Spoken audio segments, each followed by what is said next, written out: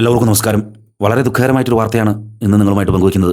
നമ്മൾ കാലത്ത് കണ്ടിറങ്ങുന്ന നമ്മുടെ ചങ്ങാതിമാർ, നമ്മുടെ കുടുംബാംഗങ്ങൾ വൈകുന്നേരമാകുമ്പോഴേക്കും അവർ ഈ ഭൂമിയിൽ തന്നെ അവശേഷിക്കുന്നില്ല എന്ന സത്യം മനസ്സിലാക്കുമ്പോൾ ഞെട്ടിത്തെരിച്ചിരിക്കാൻ നമ്മുടെ നാട്ടുകാർക്കും ബന്ധുക്കൾക്കൊക്കെ സാധിക്കും.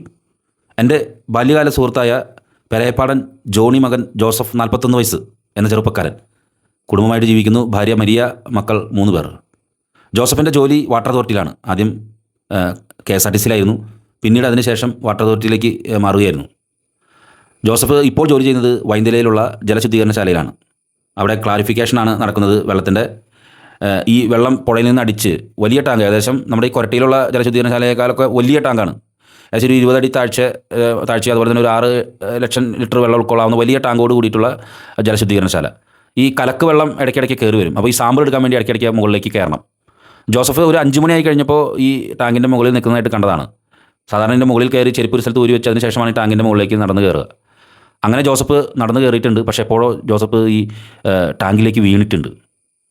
വൈകുന്നേരം ഏകദേശം 8-8:30 കൂടി ഭക്ഷണം കഴിക്കുന്ന സമയമായിട്ടും ജോസഫിനെ കാണാതായപ്പോൾ കൂടെയുള്ള ജീവനക്കാർ തെരച്ചിൽ നടത്തി, കാണാനില്ല. അതിനുശേഷം ഫയർഫോഴ്സിനെ അറിയിച്ചപ്പോഴാണ് ഫയർഫോഴ്സ് നടത്തിയ തെരച്ചിലാണ് മൃതദേഹം ജോസഫിൻ്റെ കണ്ടെത്തിയത്. മൃതദേഹം ടാങ്കിൽ നിന്നാണ് കണ്ടെത്തിയത്. എങ്ങനെയാണ് ജോസഫ് വീണതെന്നോ മറ്റു കാര്യങ്ങളോ ഇപ്പോഴും അറിവായിട്ടില്ല. ജോസഫിൻ്റെ മൃതദേഹം പുറത്തേക്ക് എടുക്കുമ്പോൾ പതയും മറ്റു കാര്യങ്ങളൊക്കെ ഉണ്ടായിരുന്നു. സ്വാഭാവികമായിട്ടും ഫിക്സ് വന്നിട്ടുണ്ടോ എന്നൊരു സംശയമുണ്ട്. ജോസഫിന് അങ്ങനെ ഇടയ്ക്ക് ഫിക്സ് വരാറുണ്ട് എന്ന് നാട്ടുകാരിൽ നിന്നും ഒക്കെ അറിയാൻ സാധിച്ചു.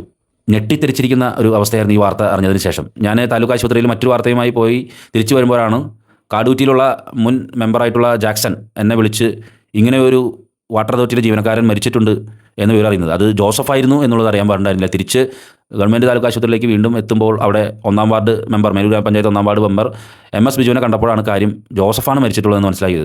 ചുരുങ്ങിയ സമയത്തിനുള്ളിൽ മേലൂർ ശാന്തിപുരത്ത് നിന്നും നാട്ടുകാരും ബന്ധുക്കളും ചങ്ങായിമാരുമായിട്ട് ഒരുപാട് പേര് അവിടെ എത്തി. എല്ലാവരും ഞെട്ടിത്തെരിച്ചിരിക്കുന്ന ഒരു അവസ്ഥയാണ്. ജോസഫിൻ്റെ കുട്ടികൾ, ഭാര്യ, കാലത്ത് പോയിട്ട് വൈകുന്നേരം ജോസഫ് ഇല്ലാത്തൊരു കുടുംബം.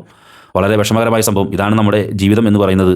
കാലത്ത് ഇറങ്ങുന്നവർക്ക് എത്ര പേർക്ക് വൈകുന്നേരം തങ്ങളുടെ കുടുംബാംഗങ്ങളുടെ ഇടയിലേക്ക് എത്തിച്ചേരാൻ പറ്റുമെന്നുള്ളത് ആർക്കും ഒന്നും പറയാൻ സാധിക്കില്ല. വളരെ ദുഃഖകരമായിട്ടുള്ളൊരു വാർത്തയാണ് നിങ്ങൾ അറിയിക്കുന്നത്. മാള പോലീസ് എത്തി മറ്റ് നടപടിക്രമങ്ങൾ പൂർത്തിയാക്കിയിട്ടുണ്ട്. ഇന്ന് പോസ്റ്റ്മോർട്ടത്തിന് ശേഷം ജോസഫിൻ്റെ മൃതദേഹം സംസ്കരിക്കുന്നതുമായിട്ടുള്ള ഇടപെടലുകളിലേക്ക് നീങ്ങും. എൻ്റെ ബാല്യകാല സുഹൃത്തും ചങ്ങാതിയുമായ വാട്ടർ അതോറിറ്റിയിലെ ജീവനക്കാരനുമായിട്ടുള്ള ജോസഫിൻ്റെ നിര്യാണത്തിൽ ആദരാഞ്ജലികൾ നേരുന്നു. നന്ദി, നമസ്കാരം.